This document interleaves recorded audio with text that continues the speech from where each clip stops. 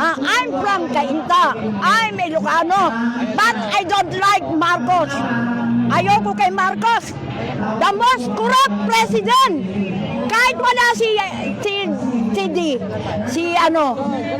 Congressman Saldico. Alam ko na yun. Katangan ninyo, sino pumirma ng GAA, BICAM, May Blanco? Di si Marcos, bangad. Tatandaan ninyo. Si Marcos ang the most corrupt president I ever heard. Kaya ako lalahok. Inflation! Ang talong, 200! Ang galunggong, 400! Yung 1,000 mo, wala nang mabibili. Isa pa lang yun na malengke ko. Isa pa lang yun. Tapos, gusto pa niya si Marcos, bangag. Maglalakaw ka, Marcos. May kastang ka.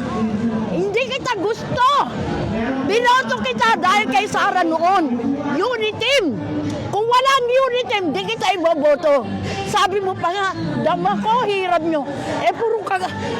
Puro pala kabalbalan yung sinabi niya eh. Kinumpanya ko pa yan. Nagbayad pa ako. Kasi dahil kay Sara, kung hindi nagpabola si Sara, o nasaan na si Sara, tinarador mo!